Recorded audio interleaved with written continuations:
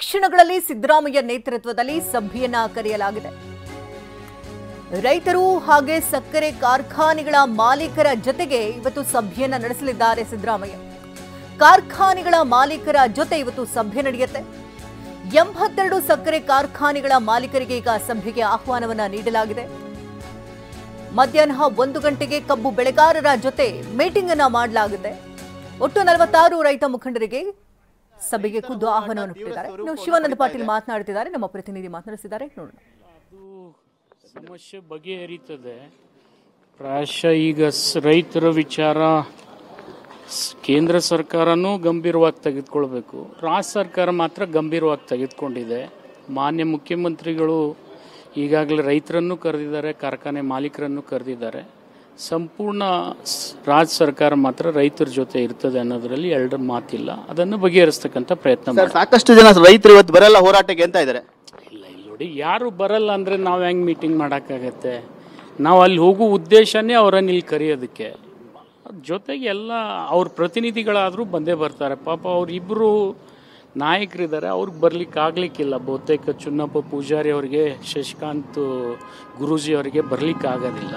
ಅವ್ರು ಬರದೇ ಇದ್ರೆ ಅವ್ರ ಪ್ರತಿನಿಧಿಗಳಾದರೂ ಬಂದೇ ಬರ್ತಾರೆ. ಸರ್, ನೀವೆಲ್ಲ ರೀತಿಯಾದ ಪ್ರಯತ್ನವನ್ನು ಕೂಡ ಮಾಡ್ತಾ ಇದ್ರಿ, ಮನವೊಲಿಸೋ ಪ್ರಯತ್ನ ಆಗ್ತಾ ಇಲ್ವಾ? ಯಾಕೆ ಅಂತ, ಯಾವ ಕಾರಣ? ಆಗ್ತದೆ ರೀ, ಅದು ಆಗೋದಿಲ್ಲ ಅಂದ್ರೆ ಹಾಗೆ ಆಗ್ತದೆ, ಖಂಡಿತ ಆಗ್ತದೆ. ಸರ್, ಈಗ ನೇರ ಇನ್ನೊಂದು ಪ್ರಶ್ನೆ ಸರ್. ಈಗ ನಿನ್ನೆ ನಿಮ್ಮ ಕಾರ್ ಮೇಲೆ ಒಂದಷ್ಟು ಚಪ್ಪಲಿ ಎಸೆಯುವಂತ ಘಟನೆ ಕೂಡ ಆಯ್ತು ಸರ್. ಅದು ದುರಾದೃಷ್ಟಕರ, ಆಗಬಾರ್ದು. ಯಾಕೆಂದ್ರೆ ಸಮಸ್ಯೆ ಅದರಿಂದ ಪರಿಹಾರ ಆಗ್ತಿದ್ರೆ ಅದನ್ನೇ ಎಲ್ಲರೂ ಮಾಡ್ತಿದ್ರು. ಸರ್, ಇವತ್ತು ರೈತರ ಹೋರಾಟಕ್ಕೆ ಏನಾದ್ರು ಮುಕ್ತಿ ಸಿಗುತ್ತಾ ಸರ್? ಸಿಗ್ತದೆ, ಖಂಡಿತ ಸಿಗುತ್ತೆ. ಏನ್ ನಿರೀಕ್ಷೆ ಇಟ್ಕೋಬಹುದು ಸರ್? ಸಿಗ್ತದ್ರಿ ನಿರೀಕ್ಷೆ. ಸಿಎಂ ಜೊತೆ ಮೀಟಿಂಗ್ ಆದ್ಮೇಲೆ ನಾನು ಖಂಡಿತ ಹೇಳ್ತೀನಿ. Thank you sir. ಇದಿಷ್ಟು ಸಚಿವರಂತ ಶಿವಾನಂದ ಪಾಟೀಲ್ ಅವರ ಮಾತು. ಯಾಕೆಂದ್ರೆ ರೈತರ ಒಂದು ಹೋರಾಟಕ್ಕೆ ಒಂದು ಮುಕ್ತಿ ಸಿಗುತ್ತೆ, ಆ ನಿಟ್ಟಿನಲ್ಲಿ ನಾವು ಎಲ್ಲಾ ರೀತಿಯ ಮುಖ್ಯಮಂತ್ರಿಗಳ ಜೊತೆ ಸಭೆಯನ್ನ ಮಾಡ್ತಾ ಇದೀವಿ ಅನ್ನೋ ಮಾತನ್ನು ಕೂಡ ಹೇಳ್ತಾ ಇರುವಂತು. ಕ್ಯಾಮರಾಮನ್ ಪ್ರಶಾಂತ್ ಜೊತೆ ಸುನಿಲ್, TV9 ಬೆಂಗಳೂರು. ಸಕ್ಕರೆ ಸಚಿವರಾಗಿರ್ತಕ್ಕಂಥ ಶಿವಾನಂದ ಪಾಟೀಲ್ ಈಗಷ್ಟೇ ಮಾತನಾಡಿದ್ರು. ಸಿಎಂ ಸಭೆಗೆ ತೆರಳುತ್ತಾ ಇದ್ದಾರೆ. ಎಲ್ಲವೂ ಕೂಡ ಇತ್ಯರ್ಥವಾಗುತ್ತೆ, ಅದಕ್ಕೆ ಮುಕ್ತಿ ಸಿಗುತ್ತೆ ಎನ್ನುವಂತಹ ನಿಟ್ಟಿನಲ್ಲಿ ಭರವಸೆಯ ಮಾತುಗಳನ್ನಾಡಿದ್ದಾರೆ.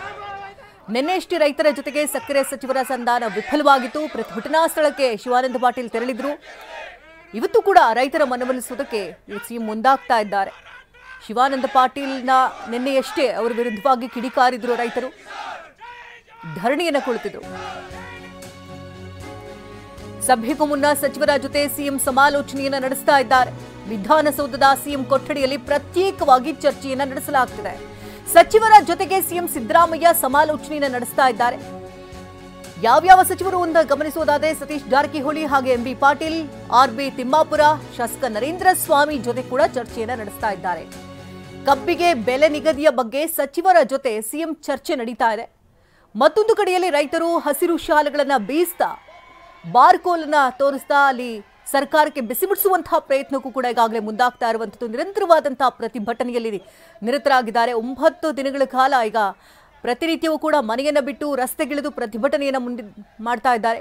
ಕಬ್ಬಿನ ಜ್ವಾಲೆ ಒಂದು ಕಡೆ ಹೊತ್ತಿ ಉರಿತಾ ಇದೆ. ಇದನ್ನ ಆರಿಸುವಂತಹ ನಿಟ್ಟಿನಲ್ಲಿ ಸರ್ಕಾರ ಪ್ರಯತ್ನಗಳನ್ನು ಮಾಡ್ತಾ ಇದೆ.